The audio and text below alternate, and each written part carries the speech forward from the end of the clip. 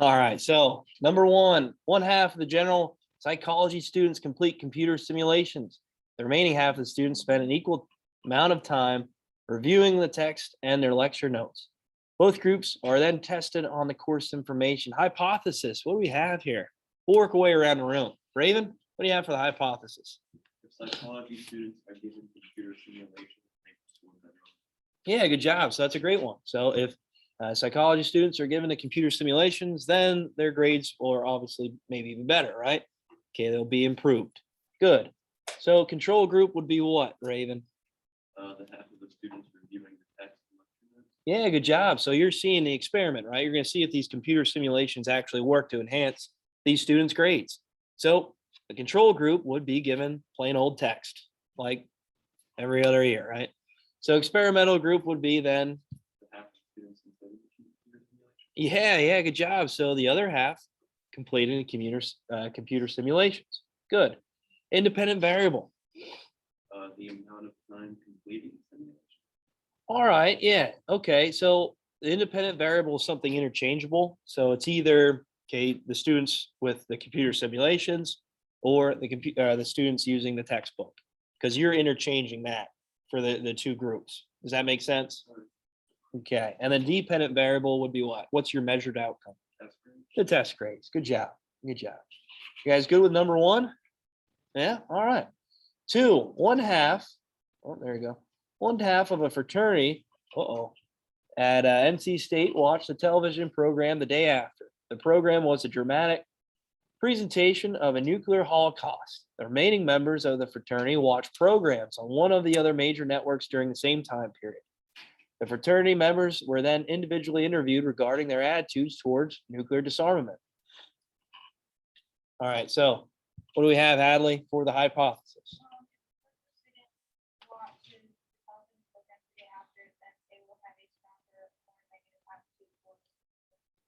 Perfect. Yeah, good job. Good work. Good work. And then control group.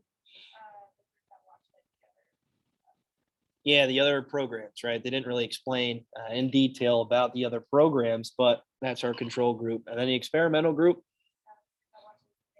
Yeah, the group that watches the day after. Good. So you're presenting that that visual aid to those students. Independent variable.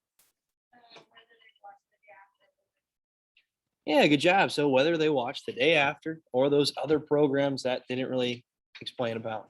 And then dependent variable, what is the result?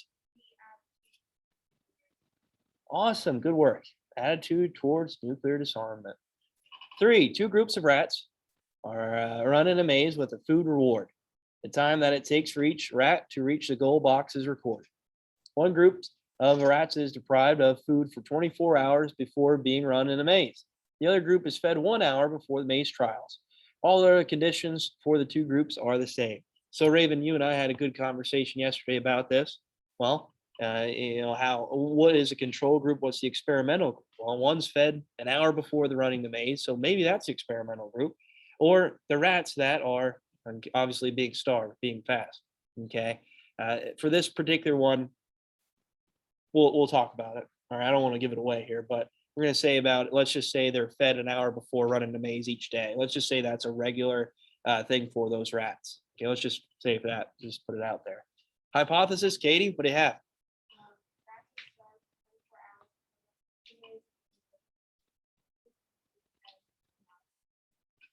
Yeah, good job. Good job. So if the rats maybe are starved or not fed an hour before running the maze, maybe their times will be a little bit faster. Okay, good. Control group. What's that? Yeah, so let's just say that control group is, let's just say they're getting regular fed 1 hour before running the maze each day. So that's going to be your control group. Experimental group. Yeah, a group that was starved. Independent variable. Okay, yeah, when the rats are fed. All right, good. And then dependent variable, what's the measured outcome? Yeah, good job. So the time spent, running through the maze. Good. All right, so 4 here, operational definitions. So a group of scientists believe that women find men without earrings more attractive than men with earrings. What do we have here, Connor, for the independent variable? So what's interchangeable? The one with your, Okay, so the independent variable is whether or not, so we're seeing what's being changed or altered. So men wearing earrings or not wearing earrings, right? And then the dependent variable, what would be the measured outcome? one, The attractiveness, right? And so how women are attracted, man. So there you go. Okay, I don't want to elaborate on that one. So it's attractiveness of the men. All right. So operational definition for the dependent variable. What do you think? So this is like an explanation of the variables. Hadley, what do you have for this one? I think the outcome will show that more than five without hearing more Yeah, okay. So you're explaining a little bit more about the result, okay? The dependent variable, the measured outcome. So you're going to say, well, depending on the earrings that are worn or not worn, okay, this is going to be the attractiveness of that man. All right, good, good. All right, so 5 here. A team of scientists is testing the hypothesis that young women look in the mirror more than older women. Holy cow. So what do we have for independent variable? What's interchangeable? Brady? whether the one. Yeah, okay, good job. So you might say about the age, right? Okay, you might say about how this is dependent on their age and how long they're looking in the mirror. So what's the measured outcome, the dependent variable, Brady? All right, so time spent looking in the mirror, right? So that's a measured outcome. All right, good. And operational definition for the dependent variable. All right, yeah. So you're just explaining the variables a little bit more in detail. You're describing about how these measured outcomes can be measured, okay? And you're just saying about how, oh, well, the younger the woman, the longer they spend time, okay, looking in the mirror. All right, so confounding variables. We talked about confounding variables a little bit the other day and how these might cause skewed results. So 6, Fred Rogers wanted to test a new sing-along method to teach math to 4th graders. Example, I love to multiply. To the tune of God Bless America. He used the sing-along method in his first period class. His 6th period class students continued solving math problems with the old method.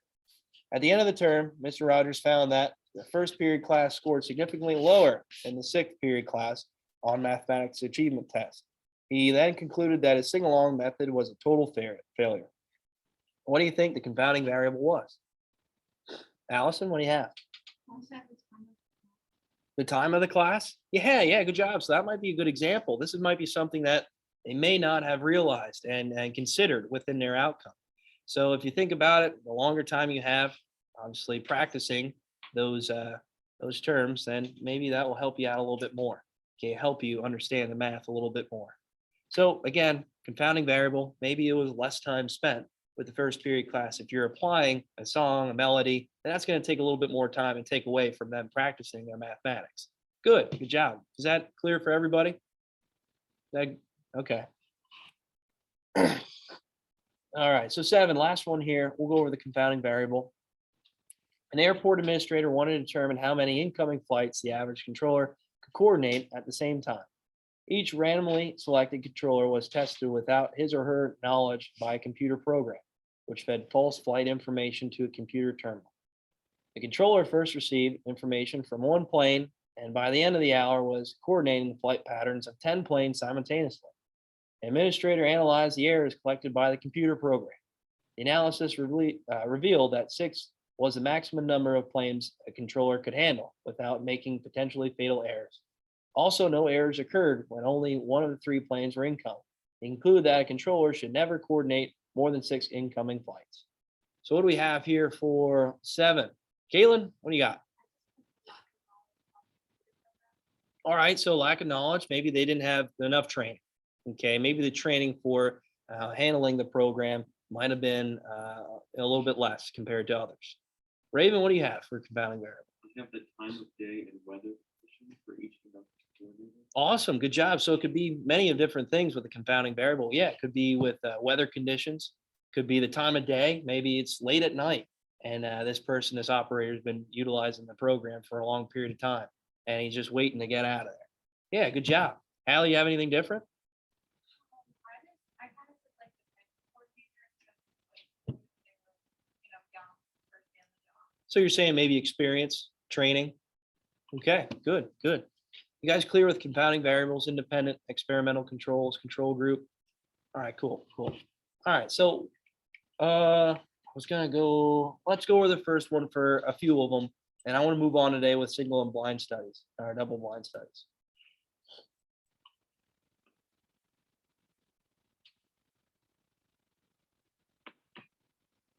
Sooner or later.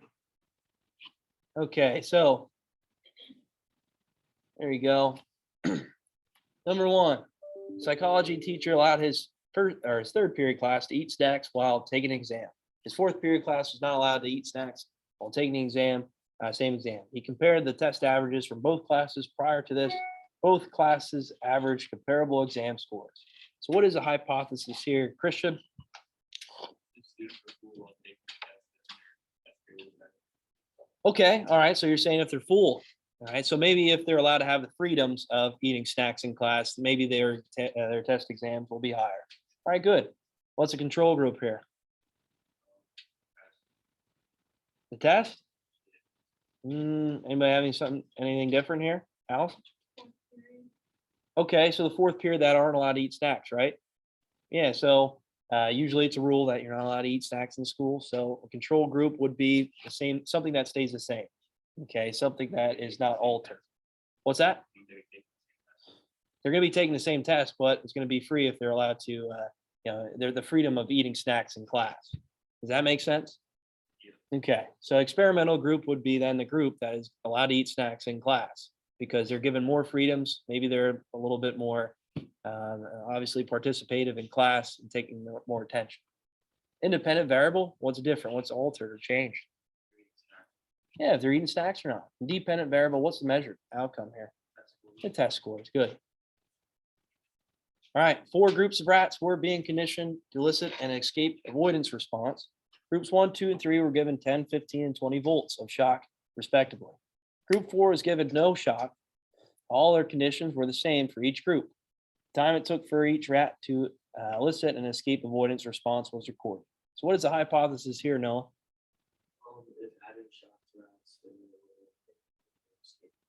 Yeah, good job. So if you are enforcing, let's say, a shock to the rats, then they will record maybe a higher, a faster avoidance response. Good. Control group. Yeah, there were rats with no shock. Good job. Experimental group. Good job. So experimental group, you're testing how fast they might result or react to the shock. Independent variable. Okay, amount of volts. Good job. Okay, whether amount of volts, whether it's none. Okay, some might not receive any. Some might receive a little bit more intensive. Okay, more intensive. Good job. And dependent variable. Good job. Time it takes for the rats. Good. All right, 3, the leading producer of paper products wants to increase their sales of paper cups. They set up a test program in local supermarkets. Identical 8-ounce paper cups were packaged in 2 ways. Half of the stock was packaged in the present plain boxes, while the other half of the stock was packaged in bright, cheery, pastel colored boxes. Sale volumes for each type of package were recorded over a period of 6 months. Hypothesis, what do you have here, Kiara?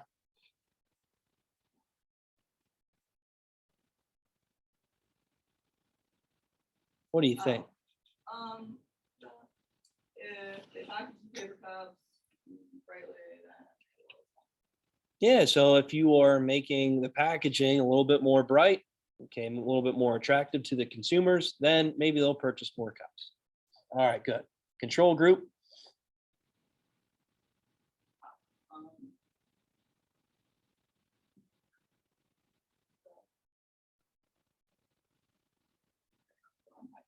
Yeah, packaged in the plain packaging, right? Good. And then the experimental group would be cups packaged in the colorful packaging. Good. Independent variable, what's interchangeable? Yep, good job. If they're packaged in the bright packaging or not. And dependent variable, how many they sell. Good work. All right, so 4 here. Let's go over this one yet. I think we have, yeah, we'll get to confounding variables real quick.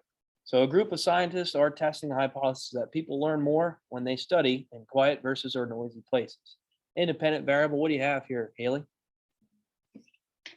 Yeah, good job. So the way they study, if it's either in a noisy room or silent. Dependent variable. Yeah, how much they learn. Good.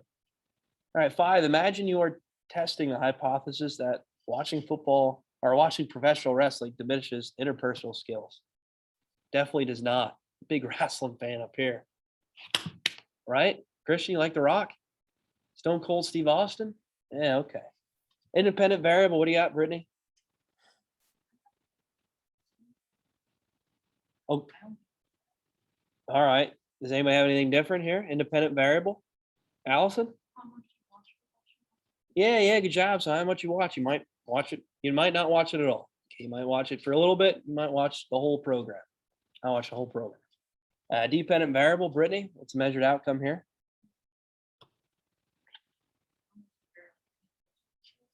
Yeah. So interpersonal skills. Okay, we won't have to say it diminishes, but yeah. So interpersonal skills. All right. Is there any questions on those variables? You guys good with that?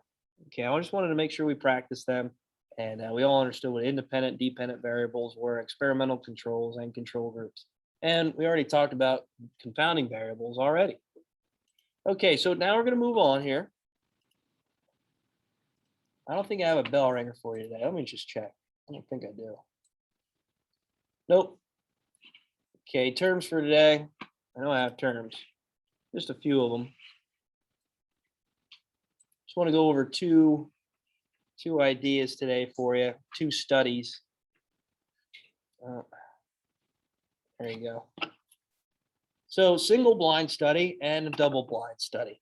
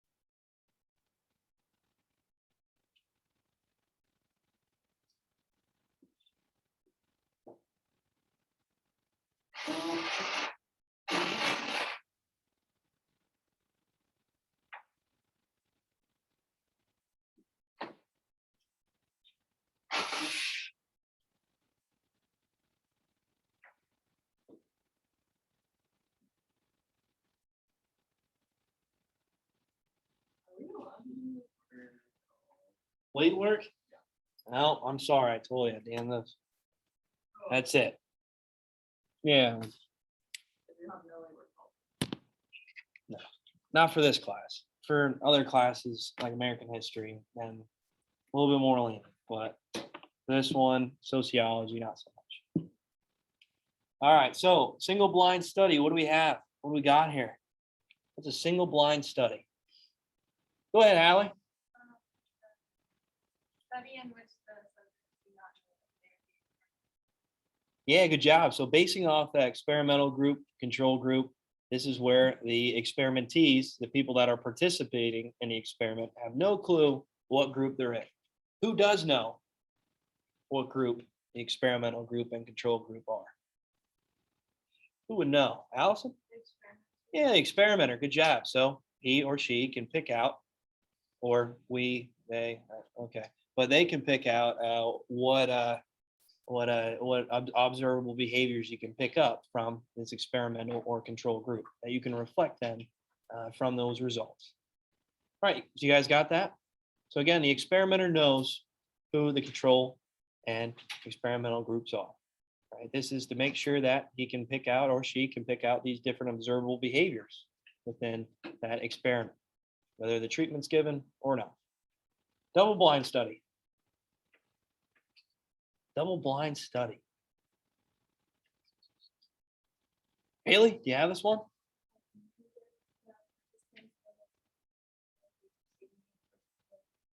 Yeah, good job. So it's all up in the air, right? This is try to eliminate any type of bias. So the experimenter has no clue who the experimental group is or the control group, nor do the participants in the experiment. They have no clue either as well. What's that? You just have to measure, if you're the experimenter, you got to measure any observable behaviors, any type of predictions of who you might think is the experimental group or the control group. So this is trying to eliminate any type of bias.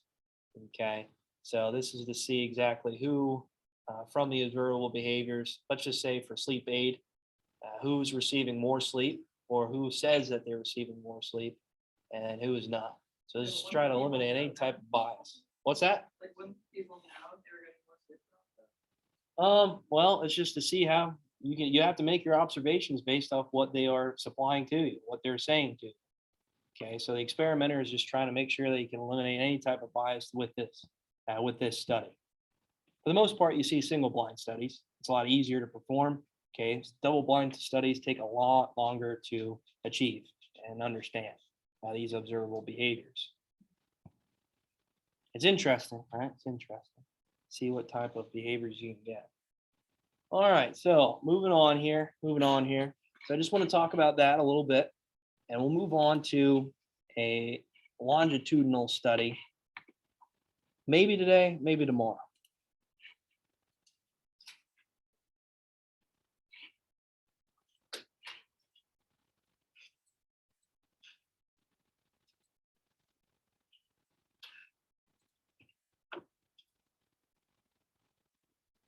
All right, so like I mentioned, double blind study experiment where both the subject and the person administrating the experiment do not know the nature of the independent variable being administered. They don't know what is altered or changed.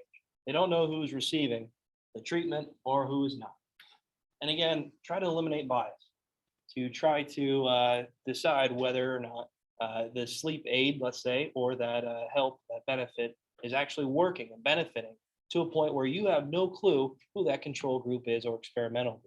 So this is going to make huge maximize observable events where you can actually write down and figure out who's a part of this experimental group or control group. In a way, this is try to eliminate that placebo effect. Okay, so we all went over that placebo effect. I know I didn't have it as a vocab term, but I think we all understand it, right? What is a placebo effect? Remember? Raven, what's a placebo effect? It's where people aren't actually given anything, but they think that they're given something, so they think that it's helping or affecting them in a certain way, even if it's not. Yeah, good job. So they believe that they're receiving a treatment when in all reality they're not. Right? They're given, let's say, a sugar pill. It's supposed to be sleep aid. They believe that they're actually receiving a sleep aid pill that's helping them sleep, and it's almost like an emotional response. Right? They believe that they are feeling the effects of something that obviously doesn't help them in any way. All right, good. So again, double blind studies try to eliminate that bias, eliminate that idea where these people are the placebo effect from that study. Again, a lot easier to do a single blind study. The experimenter knows who exactly is receiving the treatment and who is not. And she understands where that's rolling through. Okay, so eventually I like to talk about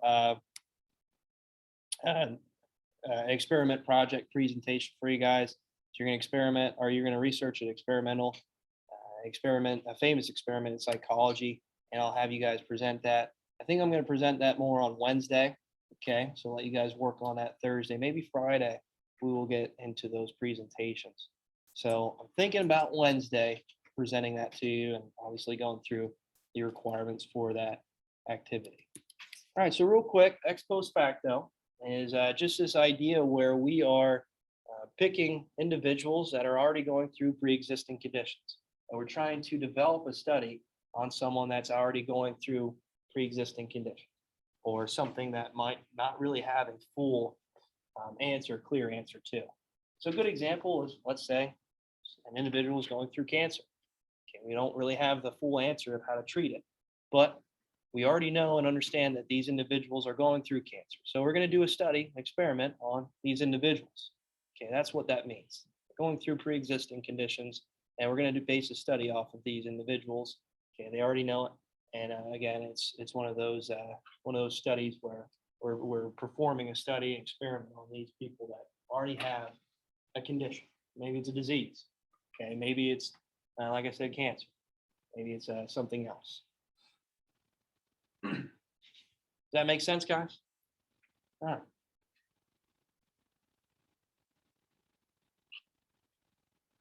All right, so what's a case study? What is a case study? We're going to dive into a case study here soon. An example is your research in these experimental project presentations. Well, what is a case study? What does that mean? Should include that in the vocab too. What's a case study? Allison? Like when a patient has a condition. Okay, all right, okay. So maybe it's something that we can look at and review information as an example, right? So we're going to look at an experiment and understand how it can reflect this experiment, okay, this study, and understand the ethics of this experiment, right? So we're going to look at something and we're going to base it and use it as an example to explain more research, or more of an understanding of material. So again, a lot of these experiments that you're going to research, they're all unethical. Just going to throw that out there right now, right? So they broke ethical guidelines or have been presented or done or performed before many of these ethical guidelines have been published. Okay, so case study is how we're going to use that experiment, that study, and use it as an example moving forward. How we can reflect those studies off of the material moving forward in the research.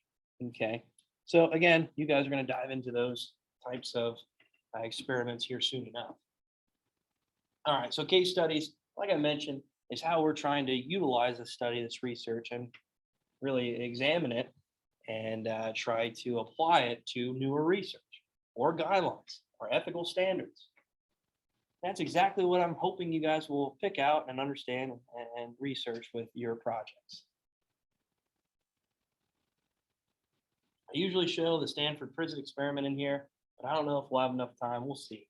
It's a movie based off of the actual experiment and how this is a power struggle between guards and prisoners. And they try to replicate that as a case study at Stanford University with students pretending like they're guards, pretending like they're prisoners, and filming and seeing exactly what they would do with these roles, with this status. Okay. And it gets really, really crazy. Right? Really crazy. So again, maybe if we have some time, we'll watch it. Maybe not. We'll see. We'll see. Depends how fast we move through this chapter. All right, real quick. Last thing I want to go over. I didn't get to longitudinal study, but I'll talk about that tomorrow. A naturalistic observation. We already mentioned this in the first chapter. This is really just making observations of people, organisms, anything really, in their natural setting, in their natural environment. It's not done or performed in a laboratory. So we can gain the exact observations we would want.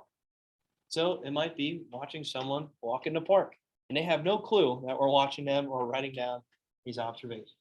A little unethical, but hey, after we're done with our observations, we can go up to that person and say, hey, I made some observations. It'd be okay if I use your name within my study. And if they say yes, great, you have the consent of that person. If not, then you have to say anonymous. All right, does that make sense? We'll talk about ethics here soon enough. Naturalistic observation. So maybe you're going hunting, right? You're up in a tree stand. You see a deer walk underneath your tree stand. It doesn't see you. Obviously, that's the deer in its natural environment. Okay. You go to a zoo, though, and look at a deer. Obviously, it's not in its natural setting. It might act a little bit different. So your observations need to be based off of that environment. Make sense, guys? Pretty self-explanatory. All right. That's all I got for today. When's the next test? Yeah, go ahead. Sorry about that. Yeah, if it comes to like 5 minutes, then just, hey, I'm gonna head out. Then you can just watch the video lesson